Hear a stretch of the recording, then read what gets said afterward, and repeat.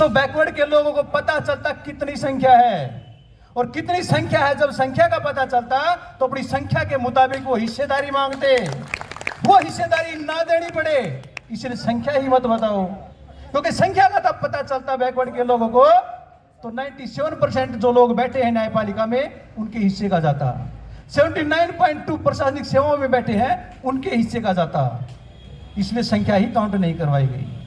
जो 16 नवंबर 1992 को क्रिमिलेयर का जो मामला था, मंडल कमीशन का जो मामला था, सुप्रीम कोर्ट का जो फैसला आया, क्या किया, 52% को 27% मिलेगा। संविधान कहता है संख्या के अकॉर्डिंग, क्योंकि लोकतंत्र है, लोक माने लोकतंत्र माने शासन, लोगों का शासन, और लोगों का शासन कब होता है जब उनकी संख्या के अनुपात में उनके प्रतिनिधि वहां पर बैठेंगे संसद में, तब लोकतंत्र होगा ना। लेकिन 52% को 27% देने का फैसला सुप्रीम कोर्ट के द्वारा किया गया, और वो भी कैसे, क्रीमी लेयर लगा गई। क्रीमी लेयर का मतलब क्या है कि जिन बैकवर्ड के लोगों को, जो बैकवर्ड के लोग अपने बच्चों को हाई क्वालिफाइड कर सकते थे, एकेडमिक एजुकेशन या प्रोफेशनल एजुकेशन दिला सकते थे, उनसे कहा कि तुम्हें नहीं मिलेगा। जो गरीब बैकवर्ड के लोग थे, जो इस लायक बनते ही नहीं, उनसे कहा तुम्हें नहीं मिलेगा। कहने के मुताबिक जिनके दांत थे उनको चने दिए नहीं गए, और जिनके दांत नहीं थे उनसे कहा लो चने खाओ। ये षड्यंत्र चल रहा है देश में, हमेशा ही बैकवर्ड के लोग का यूज एंड थ्रो होता है, अब भी हो रहा है, ये देखने वाली बात है। तो हमारी जितनी संख्या, उस संख्या के मुताबिक हम लोगों को अपनी मांग रखनी चाहिए। जब 16 नवंबर 1992 को सुप्रीम कोर्ट का फैसला आया तो 6 दिसंबर 1992 को बाबरी मस्जिद गिरा दी गई, षड्यंत्र के तहत गिराई गई। चौधरी ब्रह्म प्रकाश दिल्ली में मानते हुए एक राष्ट्रीय पिछड़ा वर्ग मोर्चा का एक नेतृत्व करके उसका रोड मार्च निकाल रहे थे, और नारा दे रहे थे कि पिछड़े वर्ग का नारा है, 100 में 90 भाग हमारा है। तो किसी पत्रकार ने पूछ लिया कि चौधरी साहब आप कह रहे हो कि पिछड़े वर्ग का नारा है, 100 में 90 भाग हमारा है, तो 90 आदमी तो आपके पीछे नहीं है। तो चौधरी साहब ने जवाब दिया कि वो मंदिर बनाने गए हैं। आज बैकवर्ड के लोग मंदिर बनाने में व्यस्त हैं, मगर हक अधिकार की कोई चिंता नहीं है।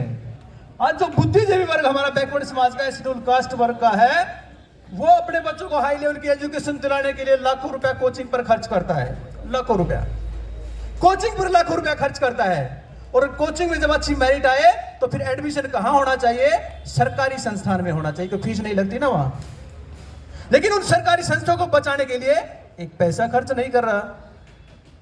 बनाना चाहते, doctor engineer professor IAS IPS बनाना चाहते हैं, उनकी कोचिंग पर लाखों रुपया खर्च करना चाहते हैं, कर रहे हैं, लेकिन जो सरकारी संस्थानों में चाहते हैं हिस्सेदारी, उस हिस्सेदारी को हासिल करने के लिए जो आंदोलन चल रहे हैं उनमें 1 रुपया खर्च नहीं करते।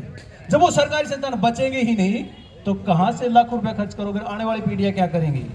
आमतौर पर माँ बाप अपने बच्चों को नालायक कहता है, कब कहता है, हम अपने बच्चों को डॉक्टर, वकील, इंजीनियर, आईएएस बनाना चाहते हैं, और जब हमारी उम्मीदों के मुताबिक वो बच्चे खरे नहीं उतरते तो माँ बाप क्या कहता है, नालायक निकला।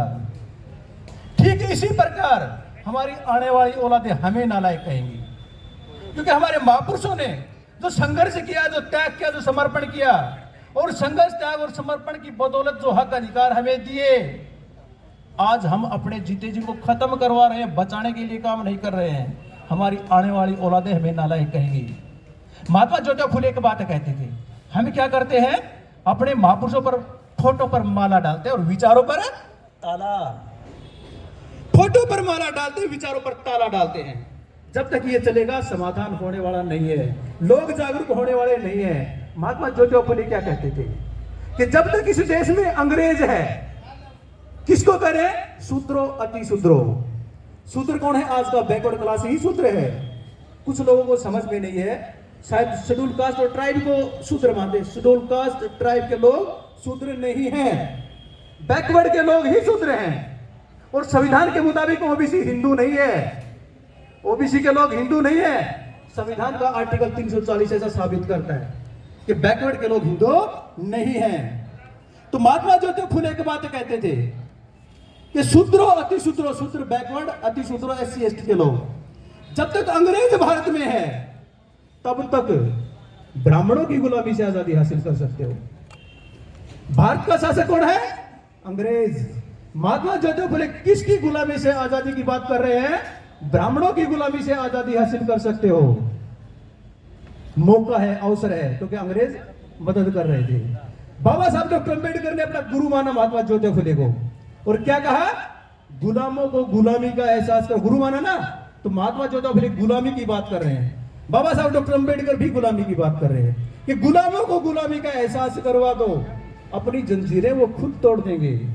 हमारी समस्या गरीबी नहीं है, हमारी समस्या गुलामी है। हम लोग गरीब हैं इसलिए गुलाम नहीं है, गुलाम है इसलिए गरीब बनाया गया है। आज हमारी समस्या गुलामी की है। गुलामी की क्या परिभाषा है? अधिकार वंचित। जिन लोगों के अधिकार छीन लिए जाते हैं वही लोग गुलाम होते हैं। दुनिया में परिभाषा अधिकार वंचित लोग ही गुलाम होते हैं। तो लोगों को गुलामी का एहसास करवाने की जरूरत है, और पढ़े लिखे लोगों की जिम्मेदारी है।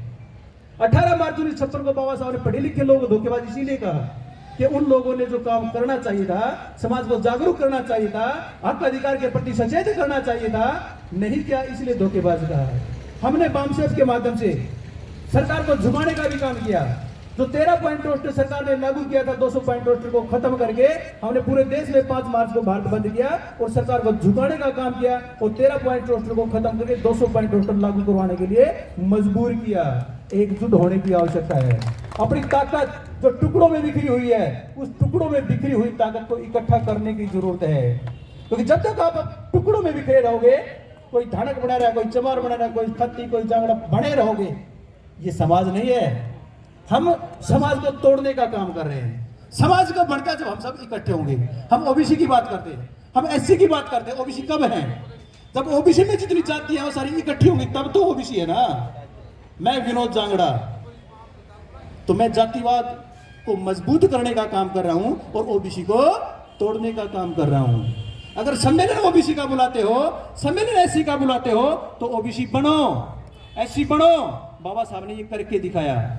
शेड्यूल कास्ट की जातियों को जो टुकड़ों में बिखरी हुई थी, इकट्ठा करके शेड्यूल कास्ट बनाया। ट्राइब को इकट्ठा करके, बैकवर्ड क्लास की जो 3743 जातियां जिनको टुकड़ों में बिखरी थी, इकट्ठा करके ओबीसी बनाया है। हमें समाज बनाने की जरूरत है, जाति नहीं।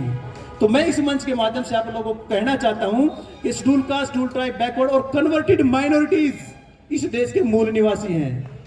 भाई साहब ने मूल निवासी एक शब्द का बताया ना, डीएनए प्रमाणित मूल निवासी हैं। एससी, एसटी, ओबीसी और कन्वर्टेड माइनॉरिटीज, इनके जो धर्म परिवर्तित लोग हैं वो हमारे ही एक ही डीएनए के लोग हैं।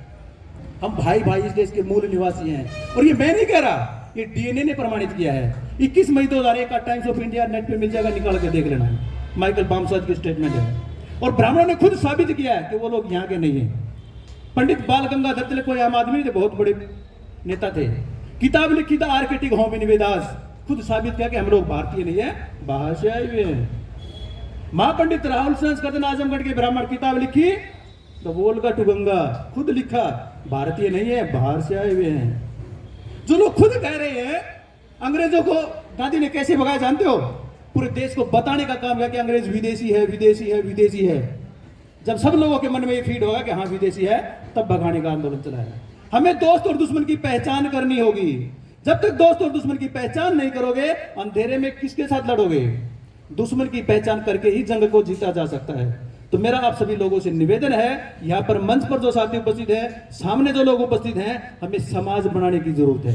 एक बहुजन समाज बनाने की जरूरत है। जब बहुजन समाज बनेगा तभी हम इस गुलामी से आजादी का आंदोलन चला सकते हैं, अन्यथा बेईमानी है। अगर देखो, दो चीजें हैं, जानकारी है और जानकारी नहीं है। जानकारी नहीं है, नहीं होना गलत बात नहीं है, लेकिन जानकारी होने के बाद काम नहीं करना समाज के साथ बेईमानी है। तो जिन लोगों को जानकारी है उनको समाज में जागरूकता पैदा करनी चाहिए, और जागरूकता पैदा करके समाज बनाने का काम करना चाहिए, बहुजन समाज बनाने का काम करना चाहिए। आप लोग बहुजन समाज बनाओगे तभी इस देश पर हमारी व्यवस्था काबिज हो सकती है, अन्यथा आज भी गुलाम है और भविष्य में भी यही हालात बने रह सकते हैं अगर आप लोग मिलजुल कर काम नहीं करोगे। आप लोगों ने मुझे यहाँ पर समय दिया, उसके लिए आप सभी का बहुत बहुत धन्यवाद।